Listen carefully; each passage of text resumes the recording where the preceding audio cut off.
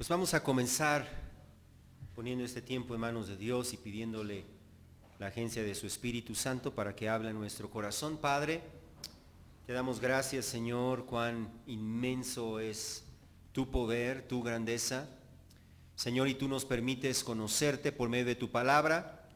Te pedimos, Señor, que tú hables a nuestro corazón en este día, que nos permitas ver, entender y ser transformados, Señor, por tu palabra, de manera, Señor, que te apreciemos más, que te adoremos de una manera más consciente, más profunda, y de una manera, Señor, que nos comprometamos más contigo, Señor. Ponemos este tiempo en tus manos y te pedimos, Señor, que tu Espíritu Santo nos perfeccione y nos santifique por medio de la verdad. Tu palabra es la verdad. En el nombre de Jesús, amén. Seguimos con nuestro estudio de quién es Dios y cómo es Dios. Y como ya hemos visto, la única manera en que nosotros podemos conocer a Dios es yendo directamente y exclusivamente a las Escrituras. Muchos cristianos hoy en día andan buscando conocer a Dios y conocer la voluntad de Dios por medio de experiencias subjetivas, por medio de lo que ellos sienten, por medio de experiencias místicas que ellos le llaman espirituales, por medio de sueños, visiones, voces internas, palabras proféticas y nuevas revelaciones que ellos equivocadamente piensan que provienen del Espíritu. Pero esa no es la manera en que nosotros debemos conocer a Dios y conocer la voluntad de Dios. La única manera que nosotros tenemos de conocer a Dios y de conocer la voluntad de Dios es por medio de las Escrituras que Dios mismo nos ha dejado para que en ellas nosotros podamos encontrar quién es Dios y cómo es Dios. Dios se ha revelado a sí mismo en las Escrituras y Dios nos ha revelado en ellas su voluntad y Dios nos guía por medio de su palabra y Dios nos transforma por medio de su palabra y Dios habla a nuestra vida por medio de su palabra, de manera que no necesitamos nada fuera de su palabra para conocer quién es Dios, para conocer cómo es Dios y para saber cuál es la voluntad de Dios.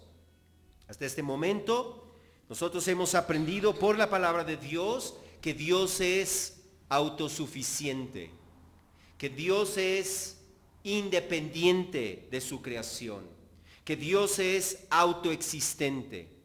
Hemos aprendido que Dios es infinito, Él es eterno, Él es omnitemporal, que Dios es inmenso y omnipresente, que Dios es inmutable en su ser, inmutable en sus propósitos, inmutable en sus planes, y que Dios es omnisciente, de tal manera que todas las cosas, aún nuestros pensamientos y nuestros secretos más ocultos, en realidad están al descubierto y desnudos ante los ojos de aquel ante quien tenemos que dar cuentas, como dice el libro de Hebreos en el capítulo 4.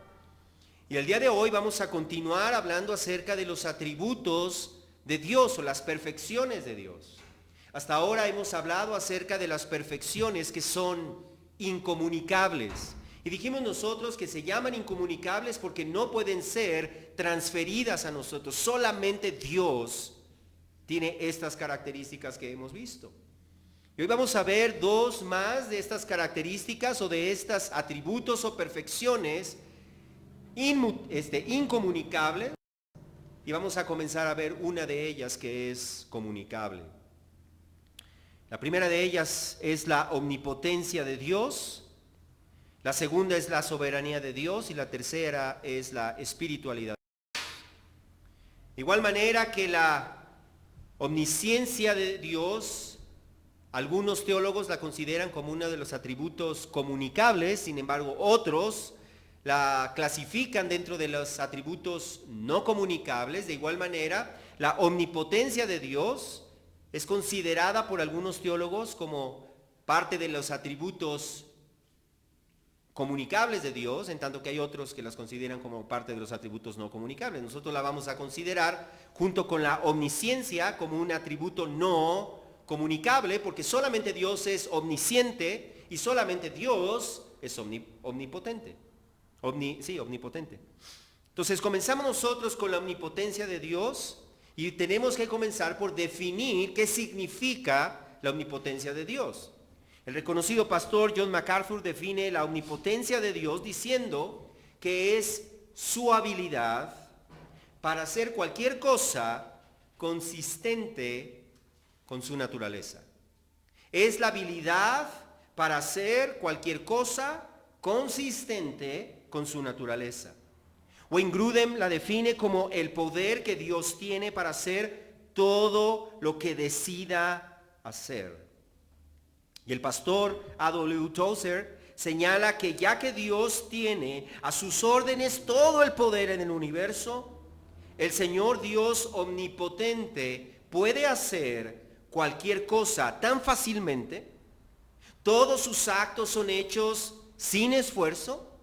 Él no gasta energía, pues todo el poder necesario para hacer todo lo que Él desea hacer se encuentra en una plenitud inagotable en su propio ser infinito. Eso dijo Tozer.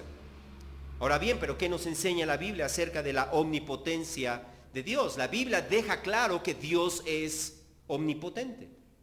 Simplemente a lo largo del Antiguo Testamento y el Nuevo Testamento, en 27 ocasiones se le llama al Señor Todopoderoso. Eso es omnipotente. Todopoderoso. De hecho, Job le dice al Señor en el capítulo 42, versículo 2, le dice, yo sé que tú puedes hacer todas las cosas. De igual manera, el Salmo 62, versículo 11, afirma que de Dios es el poder. O sea, no es que Él es poderoso, es que Él es poder. Él es todo el poder y todo el poder pertenece a Dios.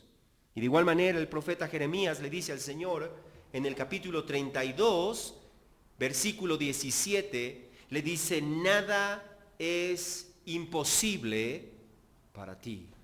Nada es imposible para ti. De igual manera en el Nuevo Testamento Jesús afirmó en Lucas 18, 27 que lo imposible para los hombres es posible para Dios. Pero cuando hablamos de la omnipotencia de Dios es importante hacer una aclaración de lo que no significa la omnipotencia de Dios. La omnipotencia de Dios no significa que Dios puede hacer lo que sea. La omnipotencia de Dios no significa que Dios puede hacer lo que sea. No significa que Dios puede hacer cualquier cosa que nosotros nos imaginemos. Su omnipotencia significa que Él puede hacer cualquier cosa que sea congruente con su carácter, que sea congruente con su naturaleza santa, justa, buena, sabia, perfecta, inmutable, independiente. Es por eso que nosotros afirmamos que Dios puede hacer todo lo que Él desea, porque lo que Él desea siempre es congruente con su naturaleza. Siempre es congruente con su carácter. ¿Por qué es importante hacer esta aclaración? Porque hay ciertas cosas que Dios no puede hacer, porque ni siquiera desea hacerlas, ya que van en contra de su naturaleza. Por ejemplo, Dios no puede mentir. No puede mentir. Es imposible que Dios mienta porque va en contra de su naturaleza y ni siquiera Él desea hacer eso. Es imposible que Dios mienta. De hecho, Números 23, 19 nos dice eso. Dios no es hombre para que mienta. De igual manera, Hebreos 6, 18 nos dice que es imposible que Dios mienta. Entonces, Dios no puede mentir. Dios tampoco puede arrepentirse ni cambiar de parecer.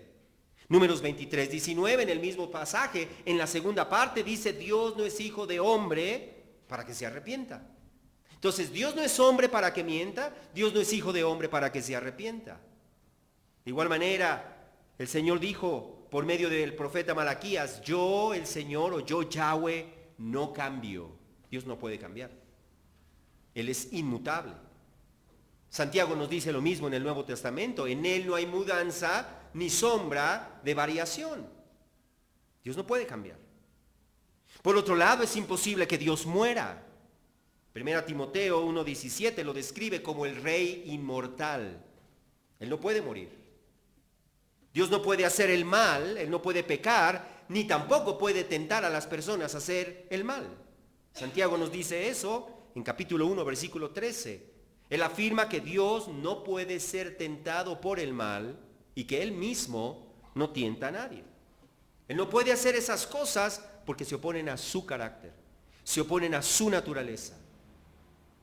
Pero podemos afirmar que Dios es todopoderoso para hacer todo cuanto desea, todo lo que es congruente con su naturaleza, con su carácter. Y nosotros vemos, la Biblia nos enseña acerca del poder de Dios y cómo Dios manifiesta ese poder de varias maneras.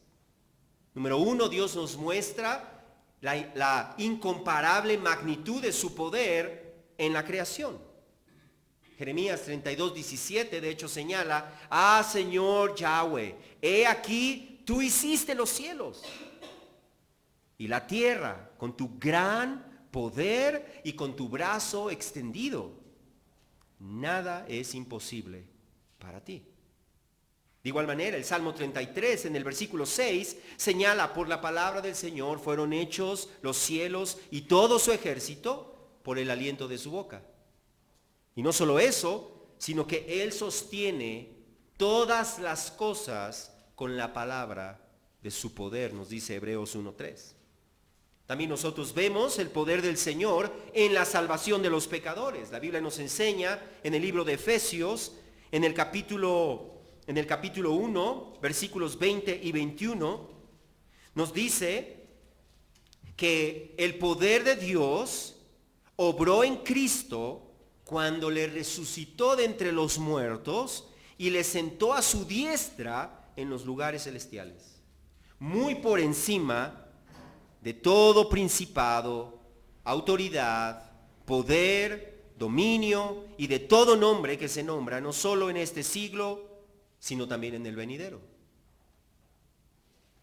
Y no solamente el poder de Dios para nuestra salvación se vio cuando Él resucitó a Cristo de entre los muertos y le sentó en los lugares celestiales por encima de todo poder, autoridad y señorío, sino que también al resucitarnos a nosotros y traernos a la vida cuando estábamos muertos. Ahí mismo en el libro de Efesios, en el capítulo 2, nos dice en versículo 5 que cuando estábamos muertos en nuestros delitos, Dios nos dio vida. Nos dio vida. Juntamente con Cristo, por gracia han sido salvados, y Él nos resucitó. Y con Él nos sentó en los lugares celestiales en Cristo Jesús. Así que entonces es el poder de Dios que nos salva, es el poder de Dios que nos traslada del reino de las tinieblas al reino de su Hijo amado, es el poder de Dios el que nos hace renacer y nos trae por su poder de la muerte a la vida.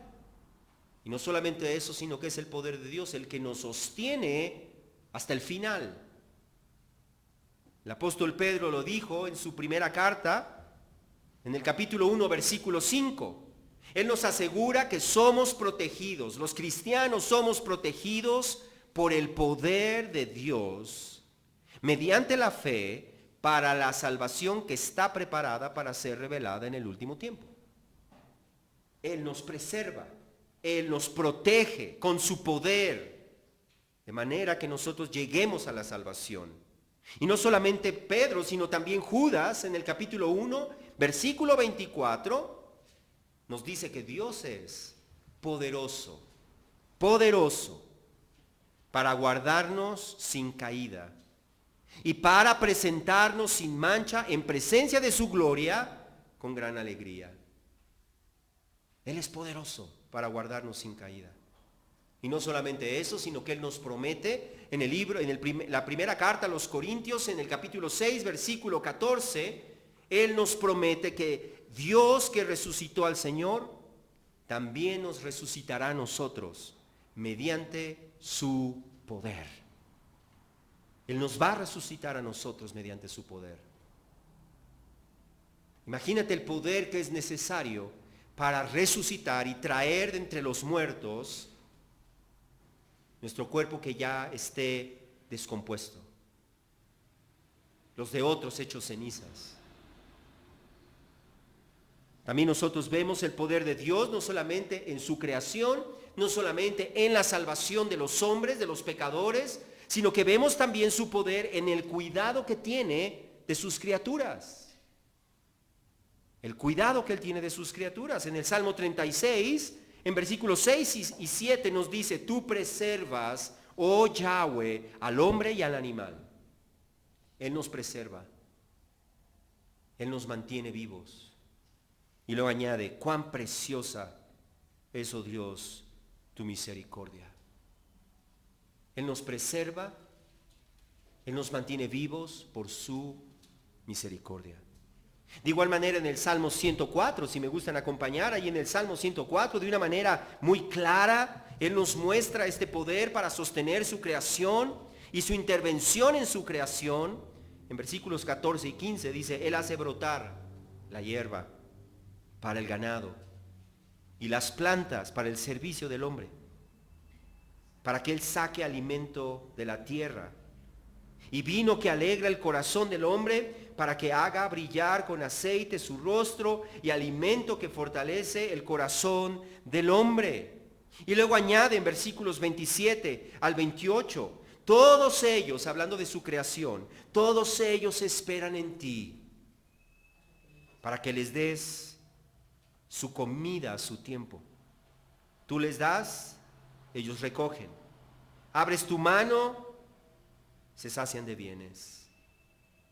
Así que entonces nosotros vemos el poder de Dios manifestado a través de su creación, manifestado en la salvación de los pecadores, manifestado en su preservación del hombre, de los animales, de las plantas.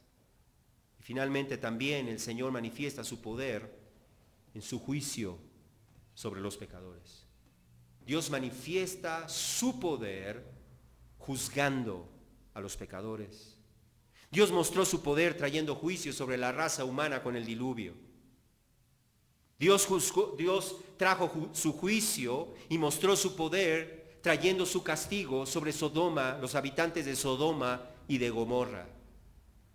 El apóstol Pedro de hecho nos dice en su segunda carta, en capítulo 2, versículo 5, que Dios trajo el diluvio sobre el mundo de los impíos. Dios lo trajo. No fue obra de la casualidad. Dios trajo juicio sobre ellos.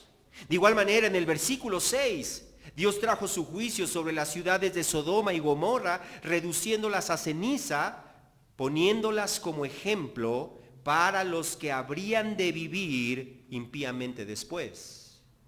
Dios trajo su juicio y Dios mostró su poder. Y al final de los tiempos, Dios hará notorio su poder, trayendo juicio y destrucción sobre los pecadores que se negaron a arrepentirse y a rendirse a Cristo, a quienes la Biblia les llama los vasos de ira preparados para destrucción. Él manifiesta su poder. Pero la Biblia también nos enseña que Dios ha puesto a disposición de su pueblo, a disposición de cada cristiano, la extraordinaria grandeza de su poder. Y eso dice el apóstol Pablo en Efesios, ¿sí o no? Él oraba para que los cristianos pudieran conocer la extraordinaria grandeza de su poder para con nosotros los que creemos. Y dice, y ese poder que Él ha puesto a nuestra disposición es nada más y nada menos que el poder que Él obró en Cristo para resucitarlo de entre los muertos. ¿Puedes imaginarte el poder que está disponible para nosotros? Es ese mismo poder.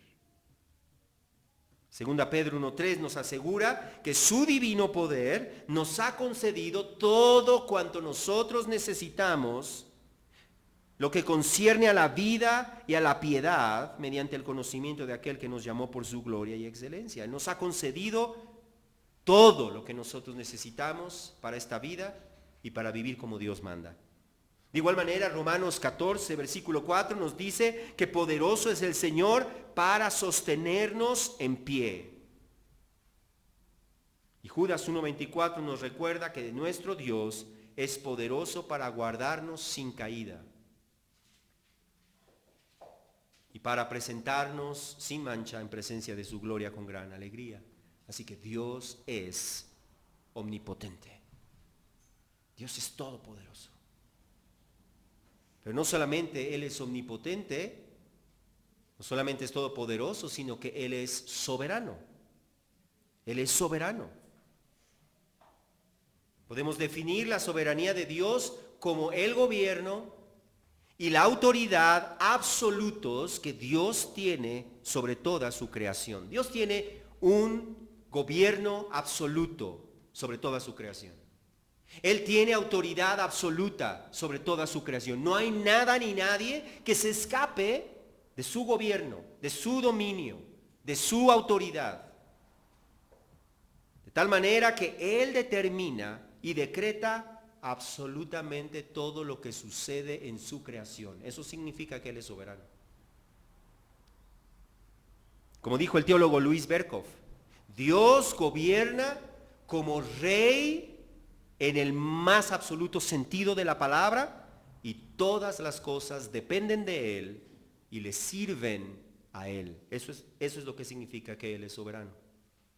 De igual manera, el Catecismo de Westminster, que es un resumen de la doctrina cristiana reformada, el Catecismo de Westminster afirma que Dios, desde toda la eternidad, por el sapientísimo y santísimo consejo de su propia voluntad, ordenó libre e inmutablemente todo lo que acontece, pero de tal manera que Él no es el autor del pecado, ni violenta la voluntad de las criaturas, ni quita la libertad o contingencia de las causas secundarias, sino que más bien las establece. Eso dice la Confesión de Westminster. Pero ¿qué enseña la Biblia en cuanto a esto? ¿Qué enseña la Biblia acerca de la soberanía de Dios? Si ustedes me acompañan al primer libro de Crónicas, en el capítulo 29, versículos 11 y 12, dice, David está hablando aquí, y le dice al Señor, versículo 11, tuya es, oh Yahweh, la grandeza y el poder y la gloria y la victoria y la majestad. En verdad todo lo que hay en los cielos y en la tierra tuyo es. Tuyo es todo lo que hay en los cielos y en la tierra. Tuyo es el dominio, Señor. Y tú te exaltas como soberano sobre todo. Tú te exaltas como soberano sobre todo. De igual manera, en el segundo libro de Crónicas, en el capítulo 20, en versículo 6, Josafat dijo, oh Señor, oh Yahweh, Dios de nuestros padres, ¿no eres tú Dios en los cielos? ¿Y no gobiernas tú sobre todos los reinos de las naciones? En tu mano hay poder y fortaleza, y no hay quien pueda resistirte. Segunda Crónicas 26. No hay quien pueda resistirte. De igual manera, el profeta Daniel, en el capítulo 4, versículo 35, Daniel 4:35, lo leo de la Nueva Versión Internacional, señala que Dios hace lo que quiere con los poderes celestiales y con los pueblos de la tierra. No hay quien se oponga a su poder, no existe. No hay quien se oponga a su poder ni quien le pida cuentas de sus actos. Eso es soberano. Salmo 135 también señala que todo cuanto el Señor quiere lo hace, en los cielos y en la tierra, en los mares y en todos los abismos. Y el Nuevo Testamento no se queda atrás. El Nuevo Testamento afirma en Efesios capítulo 1, versículo 11, que Dios obra todas las cosas. No algunas cosas, no unas cuantas cosas, no la mayoría de las cosas. Él obra todas las cosas conforme al consejo de su voluntad. Es por eso que el apóstol Pablo en 1 Timoteo 6:15 se refiere a Dios como el bienaventurado y único soberano, el Rey de reyes y Señor de señores. Y de igual manera Judas 1:4 llama a Jesucristo nuestro único soberano y Señor. Y Apocalipsis 1:5 lo llama el soberano de los reyes de la tierra. Él es soberano y nadie resiste a su voluntad. Dios gobierna sobre todo de una manera tal que Él ha determinado y Él determina todo lo que sucede en su creación.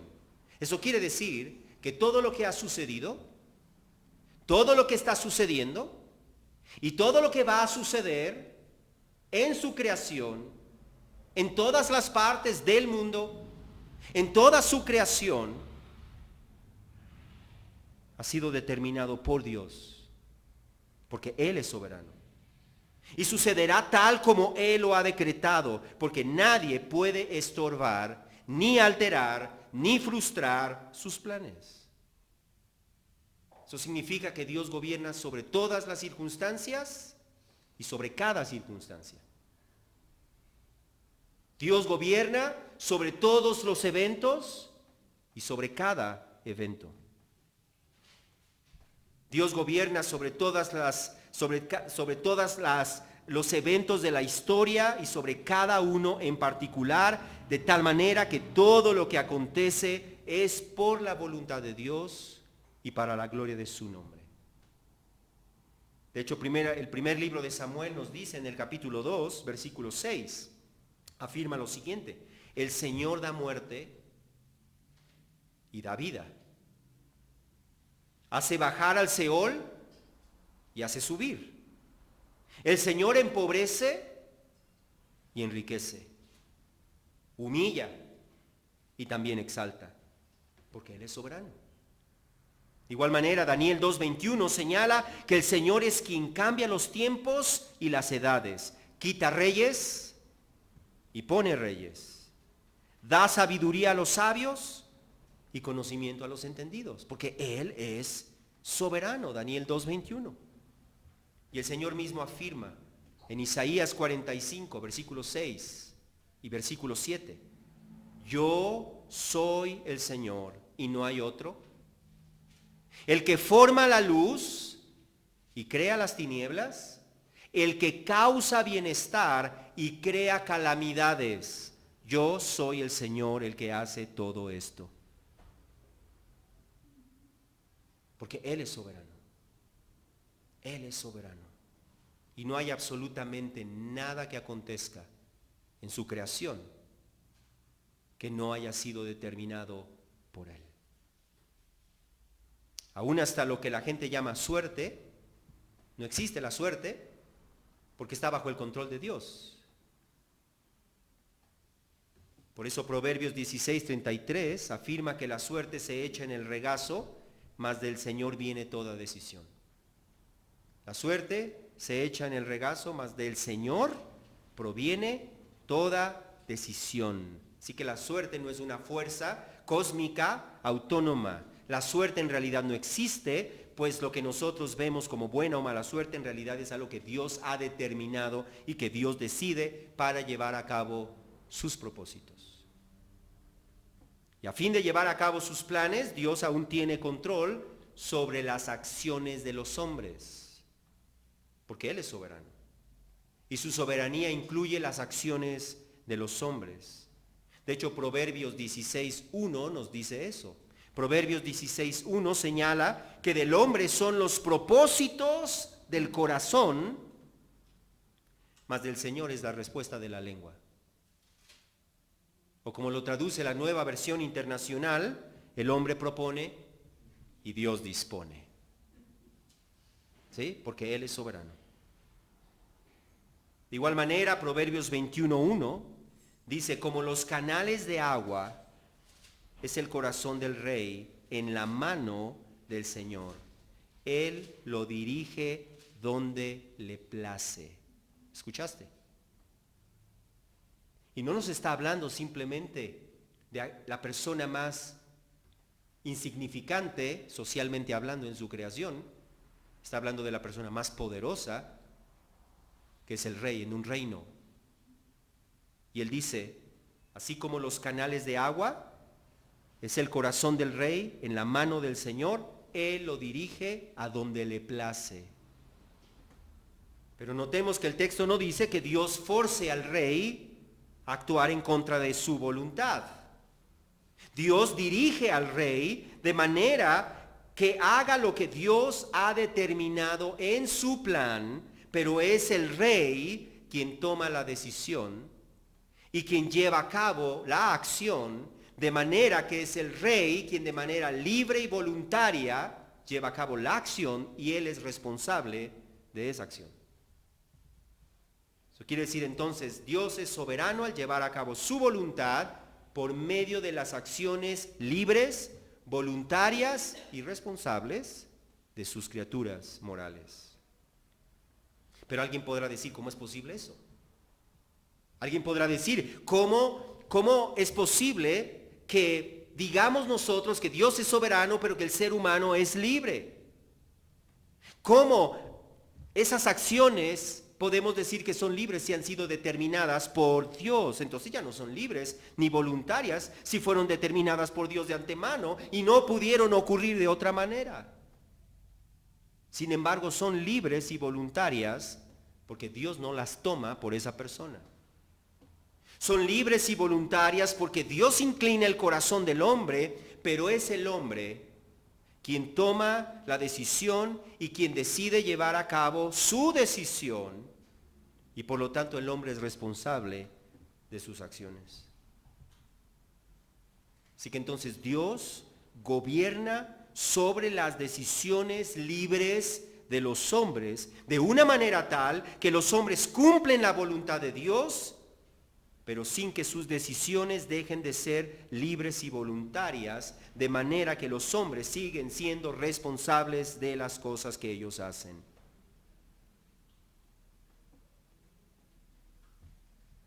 Dios lleva a cabo siempre su voluntad, aún a través de las acciones de los hombres. Ahora bien, cuando nosotros hablamos acerca de la voluntad de Dios, es importante que nosotros distingamos dos aspectos de su voluntad. La voluntad de Dios es una sola, pero la Biblia nos enseña que hay dos aspectos de su voluntad que nosotros debemos distinguir, diferenciar dentro de esa sola voluntad de Dios. Un aspecto de esa voluntad es lo que se le conoce como la voluntad decretiva de Dios. La voluntad decretiva de Dios. Y el otro aspecto de su voluntad es lo que se le llama la voluntad preceptiva de Dios. ¿Cuál es la diferencia entre la voluntad preceptiva y la voluntad decretiva de Dios? A la voluntad preceptiva o de precepto también se le conoce como la voluntad revelada de Dios. Y se le conoce como la voluntad revelada de Dios, de precepto o preceptiva, porque este aspecto de su voluntad consta de las instrucciones que Dios nos da en su palabra. En otras palabras, cuando tú vas a la Biblia y la Biblia te dice no mientas, esa es su voluntad preceptiva. Es su voluntad de precepto. Es las cosas que le agradan a Dios y las cosas que no le agradan a Dios. Las cosas que Dios nos manda hacer y las cosas que Dios no, nos manda no hacer. Eso es su voluntad de precepto. Son sus preceptos, son sus mandamientos. Esa es su voluntad. Pero el otro aspecto de su voluntad, que se le llama su voluntad decretiva o de decreto, también se le conoce como su voluntad secreta. Esta voluntad secreta son todas las acciones, los eventos y las circunstancias que suceden en el mundo, las cuales han sido decretadas y ordenadas por Dios. Y por eso se le llama su voluntad decretiva, su voluntad de decreto. Por eso se le conoce como su voluntad secreta, porque nosotros no la conocemos. Tú puedes ir a la Biblia Y ahí no te dice que iba a ocurrir la Primera Guerra Mundial, la Segunda Guerra Mundial, pero dado que nada ocurre fuera de la voluntad de Dios, Dios decreta todas aquellas cosas que han de suceder, todas aquellas cosas que han sucedido y todas aquellas cosas que todavía faltan por suceder. En otras palabras, absolutamente todo lo que ocurre en el mundo es por la voluntad decretiva de Dios. Y eso incluye el mal y el pecado. El mal y el pecado. Oye, pero el mal no es la voluntad de Dios. El pecado no es la voluntad de Dios. Por eso es importante distinguir estos dos aspectos de su voluntad. El pecado no es la voluntad de Dios porque Él no ama el pecado, Él rechaza el pecado. Pero si el mal existe en el mundo, si el pecado existe en el mundo, es porque Dios ha decidido permitir que el pecado exista en el mundo. De otra manera, no existiría. Él es soberano y nada se escapa de su gobierno. Así que entonces el pecado y el mal forman parte del plan, del buen plan soberano del Dios soberano. O de otra manera, no habría mal, no habría pecado, porque nada puede suceder fuera de la voluntad de Dios. Así que es Dios quien determinó, por santas, justas, sabias y buenas razones, permitir que haya mal y que haya el pecado, con la finalidad de mostrar su gloria y que su nombre sea exaltado. Pero habiendo dicho eso, debemos aclarar que eso no significa que el pecado sea bueno. Eso no significa que Dios apruebe el pecado. De hecho, la Biblia nos dice claramente que Dios aborrece el pecado con todo su ser. Habacuc 1:13 afirma, muy limpios son tus ojos para mirar el mal. Y no puedes contemplar la opresión. De igual manera, el Salmo 5, versículo 4 también señala, tú no eres un Dios que se complace en la maldad, el mal no mora contigo. Pero Dios ha determinado permitir que haya mal, permitir que haya pecado en el mundo, aun cuando Él aborrece el pecado.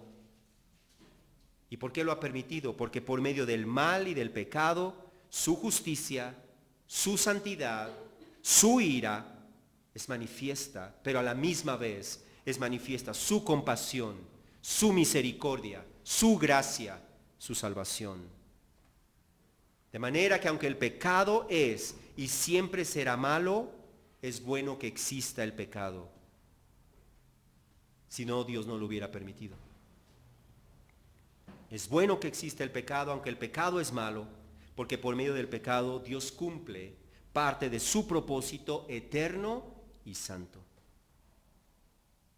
Dios ha permitido el mal y el pecado dentro de su plan, pero Él no es el autor del pecado. Él no es el autor del pecado. Él jamás ha pecado. Él es imposible que peque. Y no solamente eso, sino que Él no lleva a nadie a pecar. Porque Él no puede ser tentado por el mal, ni Él tienta a nadie. Y mucho menos forza a nadie a hacer lo malo y pecar. El ser humano peca voluntariamente y libremente, pero su pecado estaba dentro del plan de Dios, no porque Dios apruebe nuestro pecado, sino para cumplir en nosotros sus propósitos. Y esos propósitos de Dios pueden ser diversos. Dios puede permitir nuestro pecado a fin de disciplinarnos y enseñarnos a arrepentirnos delante de Él. Dios puede permitir el pecado en nuestra vida y usar ese pecado para llevarnos a Dios. ¿Cuántas veces personas no vienen a Dios por una situación de pecado en sus vidas que les trajo tal desgracia que los trajo a Dios? Dios lo usó al final de cuentas para bien, Y Dios permitió que existiera eso para bien. Dios puede usar también nuestro pecado a fin de romper con el orgullo en nosotros, que nos hace sentir independientes, autosuficientes. Yo no necesito de nadie, yo y Dios, solo yo y Dios. No necesito otras personas, no necesito ayuda de nadie, no necesito confesar mis debilidades a nadie, yo y Dios. Y Dios muchas veces permite nuestra caída, a veces hasta grados que nosotros no podemos entender, a fin de romper con nuestro orgullo y mostrarnos cuánto necesitamos no solamente de Dios, sino de los medios que Dios ha establecido para que nosotros podamos vivir conforme a su voluntad. Pero también son el medio por el que Dios juzga y juzgará y castigará para siempre a los que se niegan a arrepentirse de sus malos caminos y rendirse a Cristo para seguirle conforme a su voluntad revelada en las Escrituras. Así que Dios ha permitido el mal, Dios permite el pecado, aun cuando Él aborrece el pecado, porque es bueno que exista el pecado, y es bueno que exista el pecado no porque el pecado sea bueno, sino porque sirve a los propósitos de Dios. Pero alguien podrá decir, bueno, ¿y dónde la Biblia dice? Esa es tu apreciación, esa es tu filosofía, esa es tu idea. ¿Dónde la Biblia dice que Dios ha determinado las acciones malas y el pecado de los hombres? La Biblia nos enseña que el pecado más grande de la historia ha sido el asesinato de su propio Hijo. Y si nosotros vamos al libro de Hechos en el Nuevo Testamento, en el capítulo 4, hablándonos acerca de la muerte de Jesucristo, fíjate bien, el apóstol Pedro está hablando aquí y cita el Antiguo Testamento en versículo 25, donde dice, ¿por qué se enfurecen? ¿Por qué se enfurecieron los gentiles y los pueblos tramaron cosas vanas? Se presentaron los reyes de la tierra y los gobernantes se juntaron a una contra el Señor y contra su Cristo, porque en verdad en esta ciudad se unieron tanto Herodes como Poncio Pilato, juntamente con los gentiles y los pueblos de Israel, contra tu santo siervo Jesús, a quien tú ungiste, para hacer, fíjate bien, cuanto tu mano y tu propósito habían predestinado que sucediera. Dios predestinó todo lo que le sucedió a su Hijo Jesucristo. Él lo predestinó. Y tal como Él lo predestinó, exactamente así sucedió. No solamente eso, sino que aun cuando Dios predestinó eso, alguien puede decir, bueno, entonces los hombres eran inocentes, porque fue predestinado por Dios. Sin embargo, no es así. Dios hace responsables a quienes llevaron a cabo esa obra impía. Si te regresas al capítulo 2 de Hechos,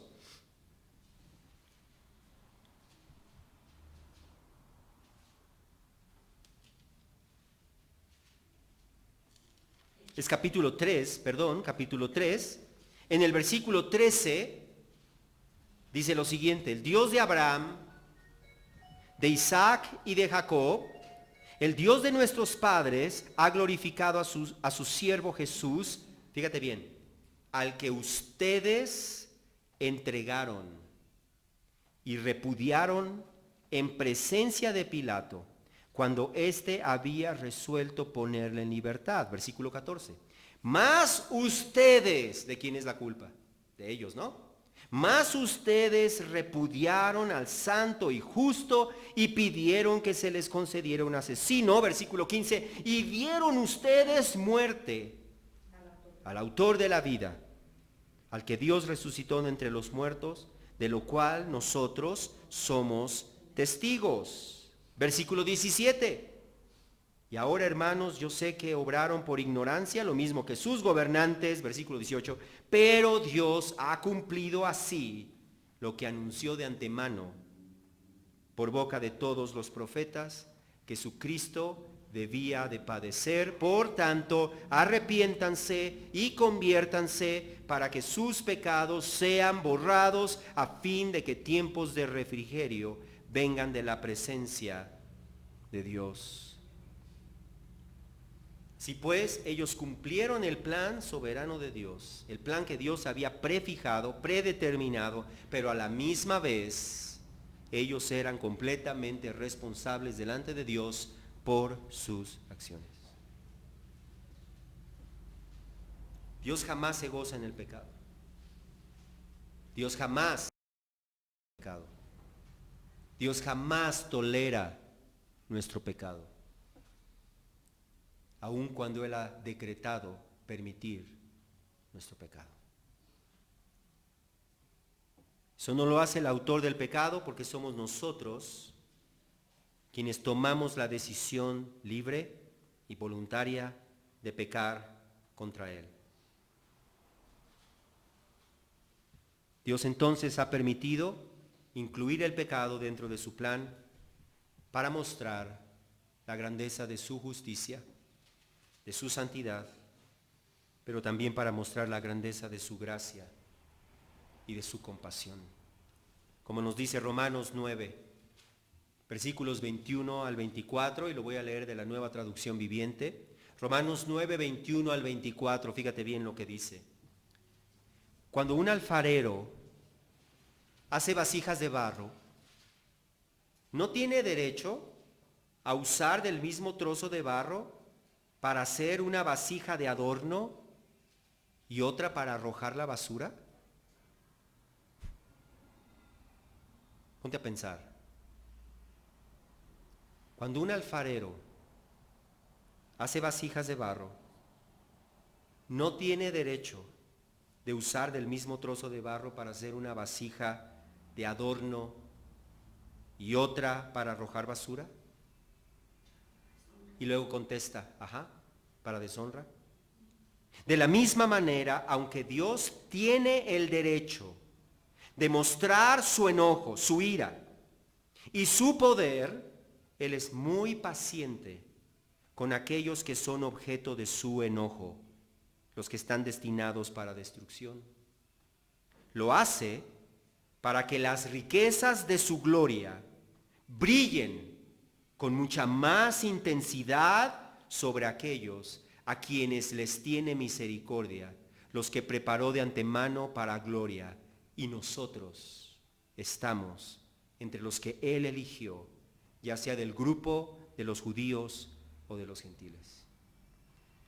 Así que aunque Dios no nos revela cómo interactúa su soberanía y la libertad del hombre, y nuestra mente finita es incapaz de entenderlo y de comprenderlo, la Biblia nos enseña que ambas cosas son verdad y que son para la gloria de Dios. Dios nos enseña que Él es soberano, y Dios nos enseña que los hombres toman decisiones libres, voluntarias y responsables. No nos explica cómo interactúan estas dos cosas, pero sí nos enseña que ambas cosas son verdad. Finalmente, el tercer atributo que vamos a ver rápidamente, y es el primero de los atributos comunicables, es que Dios es espiritual. Dios es espíritu. La espiritualidad de Dios. El teólogo Wayne Grudem define esta perfección diciendo que la espiritualidad de Dios quiere decir que Dios existe como un ser que no está hecho de materia alguna. No tiene partes ni dimensiones, de modo que nuestros sentidos corporales no lo pueden percibir. Así que cuando decimos que Dios es espíritu, estamos afirmando que Dios es inmaterial, que Dios es invisible, y que dado que no lo podemos ver, necesitamos que Dios se revele a nosotros para que nosotros podamos comprender cómo Él es. La Biblia nos enseña eso. De hecho, Juan 4:24 nos dice que Dios es espíritu. Juan 1:18 nos dice que nadie ha visto jamás a Dios. Pues como dijo Jesús, un espíritu no tiene carne ni huesos. 1 Timoteo 1:17 se refiere a Dios como el Rey invisible. Colosenses 1:15 afirma que Dios es invisible. 1 Timoteo 6:16 señala que a Dios ningún hombre ha visto ni puede ver. Y lo mismo nos enseña el Antiguo Testamento. Simplemente en Deuteronomio capítulo 4, el Señor le advirtió a su pueblo, fíjate bien, Deuteronomio capítulo 4 versículo 15. Así que guárdense bien, ya que no vieron ninguna figura el día en que el Señor les habló en Horeb de en medio del fuego. No sea que se corrompan y hagan para ustedes una imagen tallada, semejante a cualquier figura, semejanza de varón o hembra, semejanza de cualquier animal que está en la tierra, semejanza de cualquier ave que vuela en el cielo, semejanza de cualquier animal que se arrastra sobre la tierra, semejanza de cualquier pez que hay en las aguas debajo de la tierra. Con estas palabras el Señor nos advierte en contra de la idolatría. El Señor Él se había manifestado su gloria a su pueblo desde que sacó a su pueblo de Egipto. Ustedes recordarán en el libro de Éxodo cómo el día, cuando Él los sacó de Egipto, Él se mostraba y mostraba su presencia de día en una columna de nube y de noche en una columna de fuego, nos dice Éxodo 13. Y más tarde en Éxodo 19 nos cuenta cómo en el monte Horeb el Señor se manifestó delante de su pueblo. Y allí en versículos 16 al 19 de Éxodo 19 nos dice que hubo truenos y relámpagos y una densa nube sobre el monte y un fuerte sonido de trompeta. Y tembló todo el pueblo que estaba en el campamento. Entonces Moisés sacó al pueblo del campamento para ir al encuentro de Dios y ellos se quedaron al pie del monte. Y todo el monte Sinaí humeaba, pero el Señor había descendido, porque el Señor había descendido sobre él en fuego. El humo subía como el humo de un horno y todo el monte se estremecía con violencia. El sonido de la trompeta aumentaba más y más. Moisés hablaba y Dios le respondía con el trueno. Pero como podemos notar en ese relato, no se vio ninguna imagen de Dios. Por lo tanto, Dios le advierte a su pueblo que ellos no debían adorar a Dios haciendo una imagen o una figura o cualquier representación de Él. Es más, Dios les advierte que hacer una imagen de Dios y adorar a Dios usando imágenes o figuras de Dios es corromperse. Es pecar contra Dios. Es rebelarse contra Dios. Es deshonrar y desafiar a Dios. Es rebajar a Dios poniéndolo al mismo nivel de sus criaturas. Por eso Dios aborrece la idolatría. Dios aborrece la idolatría. Por eso, como Jesús nos advirtió en Juan 4, 23 y 24, los verdaderos adoradores adorarán al Padre en espíritu y en verdad. Porque ciertamente a los tales el Padre busca que le adoren. Dios es espíritu y los que le adoran deben adorarle en espíritu y en verdad. No por medio de imágenes y figuras de Dios que deshonran a Dios, que rebajan a Dios. Dios es trascendente. Dios es invisible. Dios es espíritu. Es por eso que 1 Corintios 10, 14 nos advierte, huyan de la idolatría. Huyan. No toleren la idolatría. No se mezclen con la idolatría. No se hagan cómplices de la idolatría. Huyan de la idolatría. Por eso Gálatas 5, 19 y 21 nos deja claro que la idolatría es una de las obras de la carne y que quienes practican la idolatría no heredarán el reino de Dios. No importa que lo hagan con buenas intenciones, no heredarán el reino de Dios. Sin embargo, aunque el Señor es invisible, Él se ha revelado en las Escrituras a nosotros, de manera que nosotros podamos conocerlo, y Él se ha revelado también en la persona de Jesucristo. Por eso Jesucristo mismo pudo decir, el que me ha visto a mí, ha visto al Padre. Por eso Colosenses 1:15 señala que Cristo es la imagen del Dios invisible. Por eso Colosenses 2:9 también nos dice que toda la plenitud de la deidad reside corporalmente en Cristo.